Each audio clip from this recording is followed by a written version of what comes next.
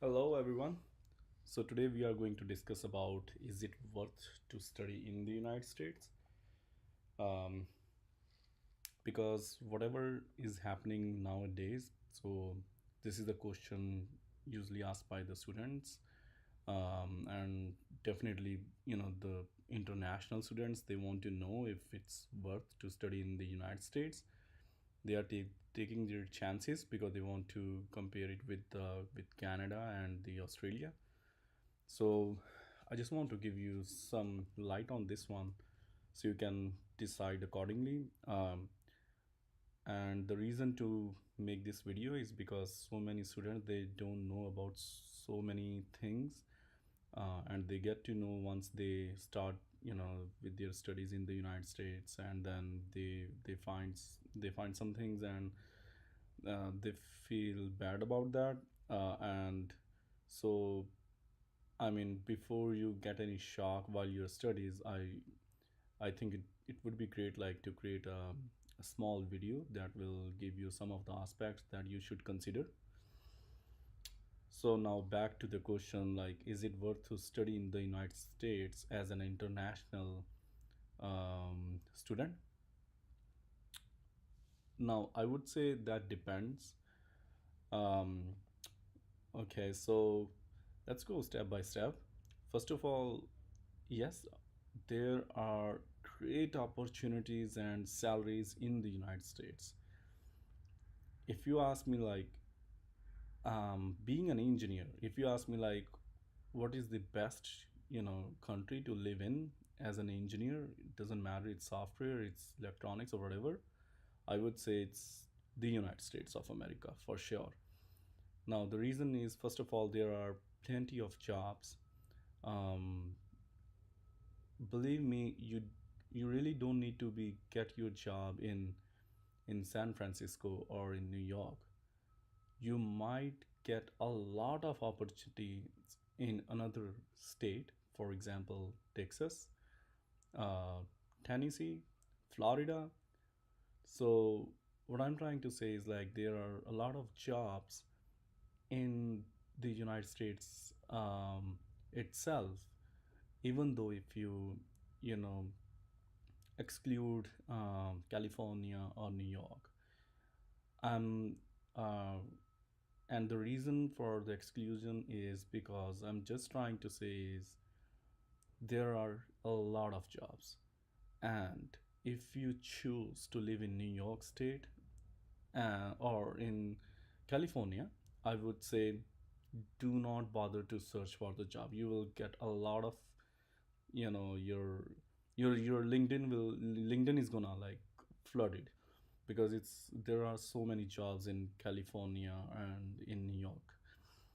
Now, there is definitely up and downs, depends upon the stream that you choose.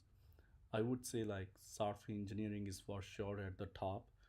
As long as you are a software engineer, you will get a lot of jobs. And now, once you are done with the software engineering, I would recommend to choose or follow a career path that's in demand. For example, big data, data science, um, mobile application development, artificial intelligence, and many more. Now, back to the point, guys. So, um, this is an answer for you. Like, yes, great opportunities and salaries. And yeah. To talk about the salaries, guys, I would say if you compare the salaries of the United States with any other country, either it's Canada, Australia, or whatever, the US is on the top. In America, you're gonna get a lot of salaries, and the benefits too, for sure. Now let's come to the next point, which is green card. So yeah, I mean, definitely once you don't want to be get like hassle with the green, with the visas every time. So you will be on F1 visa in the United States while you study, which permit you to work for 20 hours per week. After that visa, uh, you might have to apply for the work visa. We will talk about that a bit later. So let's talk about the green card first. So once you get the job in the company, so your company will apply for your green card. You cannot apply for your green card independently. No, the company has to apply for your green card, and that will be in two categories: employment based EB2 and EB3. So EB3 is for like if you just pass out from from a university or college, you got your bachelor's and then you start working somewhere, your company apply for a green card, then it probably will be in EB3. But if you got your master's and then you have or so there is a or yeah, so, or you have 5+ years of experience, a job experience, and you have your bachelor's, then also you can be, your company can apply for your green card in EB2. So it's just the priority. EB2 is in high priority, which means like immigration department is going to process the cases for EB2 faster than EB3. And there is one another category which is EB1, employment based one, which is for extraordinary people. So um, for example, I'm not sure on this one, but probably, for example, the Sundar Pichai, he probably got his green card under EB1. And if you ask me why, because he's from India, his nationality or citizenship is India. I'm not sure if it is changed now, but I'm just considering why when he applied for the green card, or his company applied for the green card, so he was an Indian national. Um, and Indian national has pretty huge backlog for EB2 and EB3. So the way he got his green card and everything, probably he got it in EB1, and this could make sense since he's CEO of Google. All right, so moving forward, now what's the usual, yes, processing time for EB2 and EB3? It's usually 2 years, 2 years approximately for EB2, could be 3 years for EB3. It's usually the same, but can think of that way. But there is a check for people those are from India and China. They have to reevaluate this thing very seriously. I will talk about that in next slide. So in short, you will get your green card in 2 to 3 years once your company will apply. Either it's EB2, EB3, whatever. And if it is EB1, then you definitely have to be, an extraordinary person, but you will get your green card in 6 months.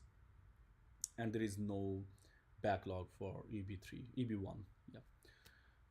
Okay, so let's move forward. Challenges. uh, the biggest challenge is to get the job after your education.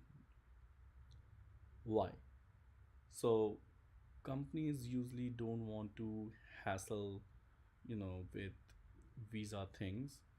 So they actually prefer, like, you know, someone who has a green card or citizen, and definitely the guy should be capable to do that job.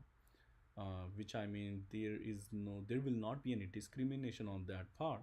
But obviously, if there are two guys, one is, one who is like green card or citizen, and then another one is like from another nationality, and there is another possibility the company is not a pretty big company and they just don't want to go with the visa and hassle stuff, so they will probably prefer green card or citizen over the visa candidate. And that's quite obvious and understandable.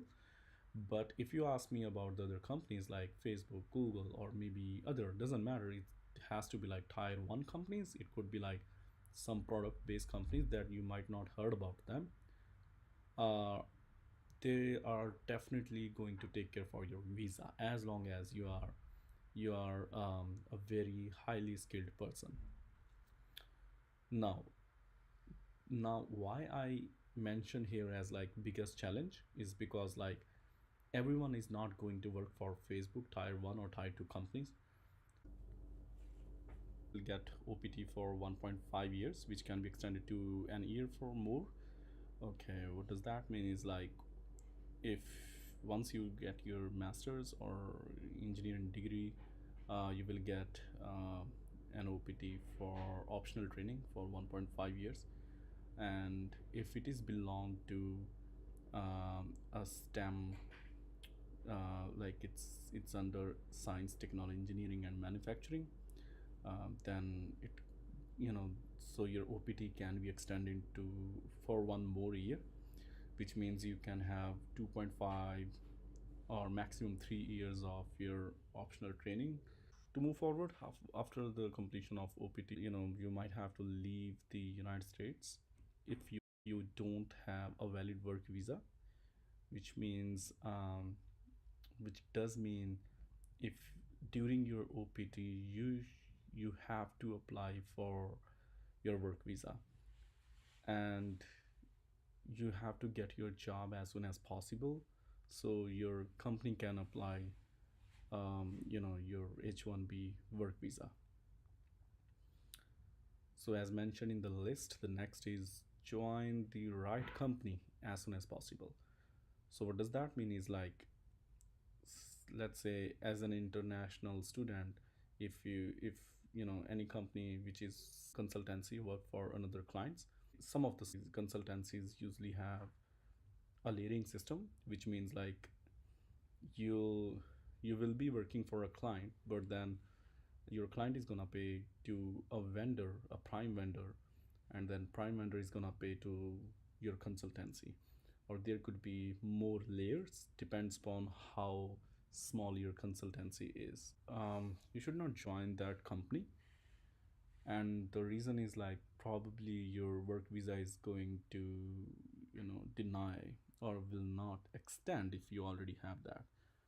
And I'm not saying this is for sure, but there are good chances. And this is because if you look at the current issues going on with H1B, you will definitely find out your answers for that. um, to wrap this thing, I would say during your OPT of 2.5 years, you have to apply your H1B. um, when I say you have to, which means like you have to get the job and your company has to apply for your H1B work visa. And once you get the H1B work visa, then you can, your company can consider you for the green card. It's EB2 or EB3, as I explained in the previous slide.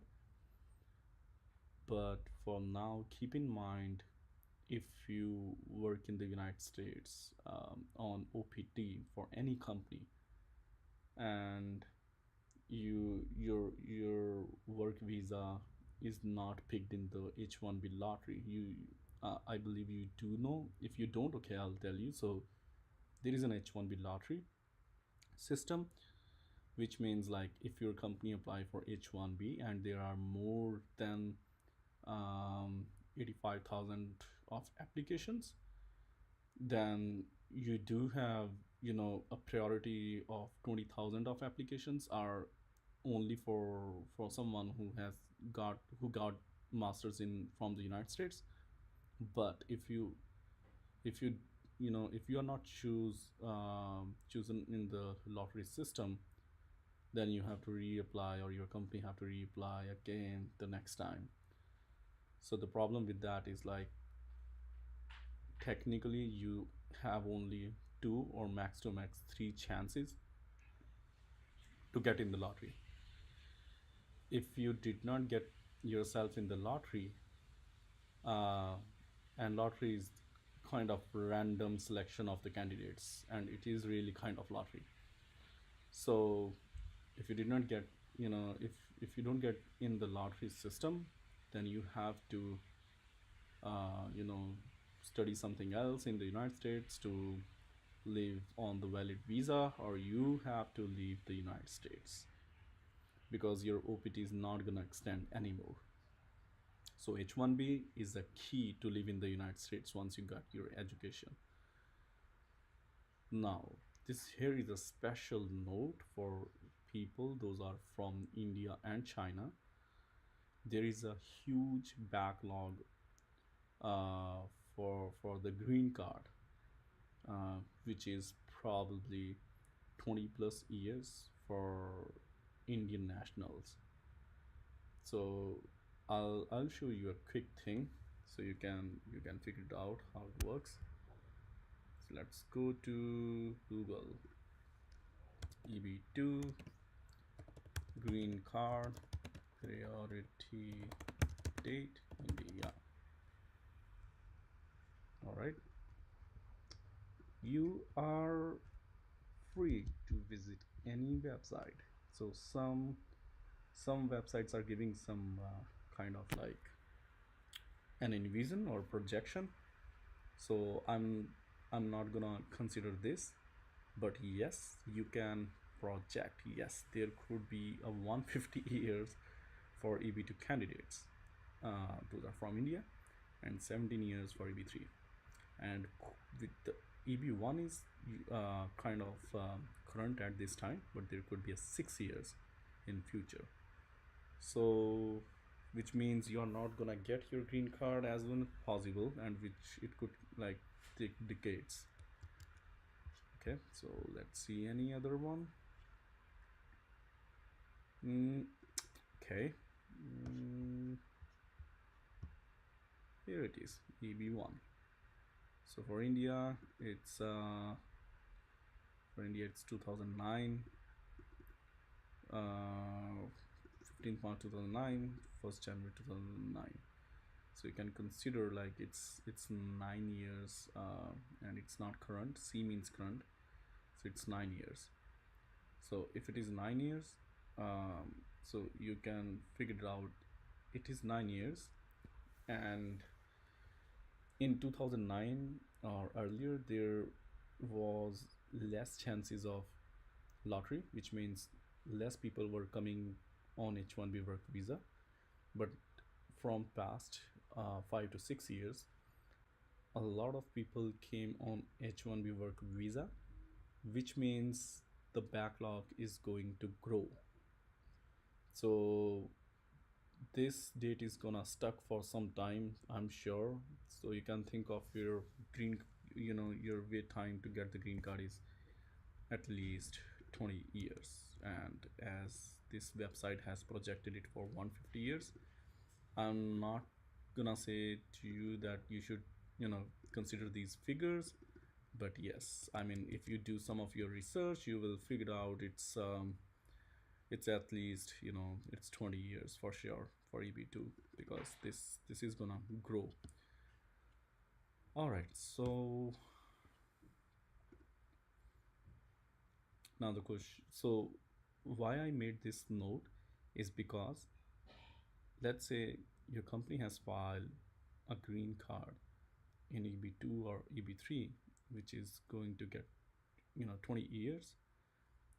Now during this period, your work visa is going to, it's going to expire, because you can live in the United States on H1B for maximum 6 years. After that, you have to leave the United States for at least 1 year, so your visa criteria can be refreshed and you can get your new H1B. Now this is probably not gonna work, because you do know, like, people usually don't do that. Like, I mean, once you have a life in on the United States, you get your education, you lived in the country for 6 years, you definitely not gonna go back to your native country for at least 1 year. Okay, to deal with that, you know let's say you are with the company, and before your 6 years are going to, duration is going to expire, not even 6, I would say 5, just to be on the safe side. So before your 5 years are gonna end, your company should apply for EB2 or EB3, otherwise you will be in dilemma.